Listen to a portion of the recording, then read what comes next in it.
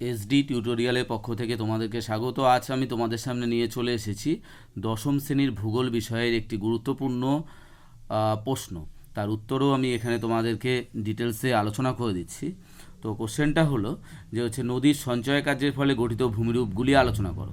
আচ্ছা, নদীর সঞ্চয় কাজ, নদী হচ্ছে যখন পার্বত্য প্রবাহে থাকে বা পার্বত্য অঞ্চলে থাকে, নদীর তখন গতিবেগ অনেক বেশি থাকে, তখন নদী ক্ষয় কাজ করে। তারপর নদী যখন মধ্যগতি বা নিম্নগতিতে আসে, তখন নদীর আর গতিবেগ বা বহন ক্ষমতা থাকে না, তখন নদী সঞ্চয় কাজ করে থাকে। তো সঞ্চয় কার্যের ফলে যেসব ভূমিরূপগুলো সৃষ্টি হয় সেগুলো কি কি? আচ্ছা, তোমাদের আগেই জানা দরকার যে এখানে কিন্তু মাধ্যমিক পরীক্ষাতে তোমাদেরকে যেটা দেবে, নদীর সঞ্চয় কার্যের ফলে গঠিত 3টি ভূমিরূপ চিত্রসহ আলোচনা করো।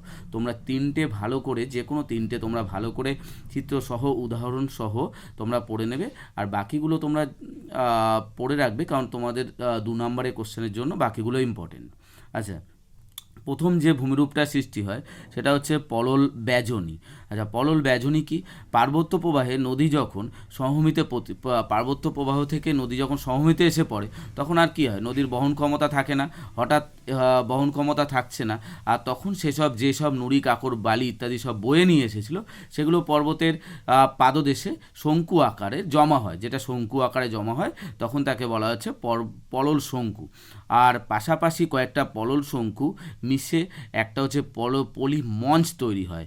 আর এগুলো যখন, আর একটা যে পলল শঙ্কুটা যখন অনেক সময় দেখতে হাত পাখার মতো, তখন তাকে বলা হচ্ছে পলল ব্যাজনী বা পলল পাখা বলা হয়ে থাকে।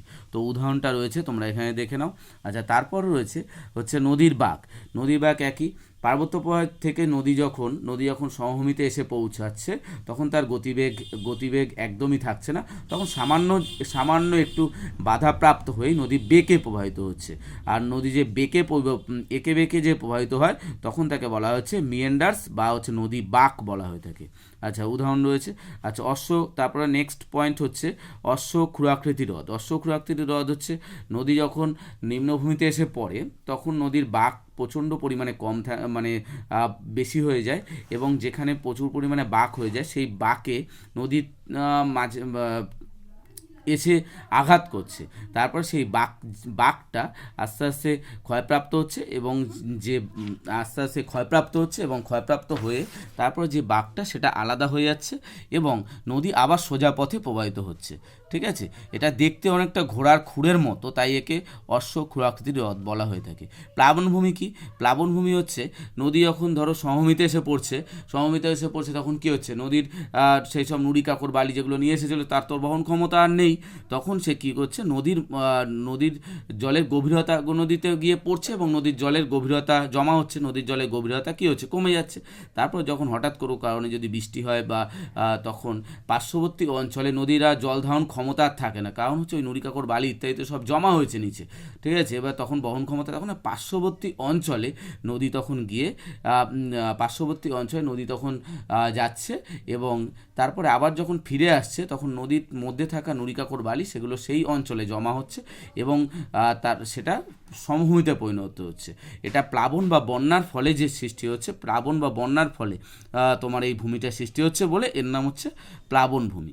আচ্ছা, উদাহরণটা অবশ্যই দেখবে। স্বাভাবিক বাঁধ একই রকম, নদী প্লাবনভূমির ফলে যখন সৃষ্টি হচ্ছে, প্লাবনভূমির ফলে নুড়ি কাকড় বালি ইত্যাদি তখন কী হচ্ছে, নদীর পার্শ্ববর্তী অঞ্চলে জমা হচ্ছে, এবং যেটা তোমার বাঁধের আকারে সৃষ্টি হচ্ছে, তাকে স্বাভাবিক বাঁধ বলা হচ্ছে। তারপরে উদাহরণও রয়েছে, দেখে নাও। আচ্ছা, তারপর খাড়ি। কি?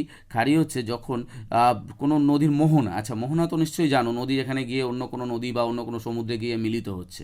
তো সেখানে যদি জোয়ারের পরিমাণ যদি প্রচুর পরিমাণে থাকে, বা নদীর স্রোত যদি প্রচুর পরিমাণে থাকে, তাহলে সেই যে মোহনাটা চওড়া হয়ে যাচ্ছে। মোহনা কী হচ্ছে, যথেষ্ট খোলা এবং চওড়া হয়ে যাচ্ছে, একে আমরা খাড়ি বলে থাকবো, খাড়ি বলবো। উদাহরণ রয়েছে।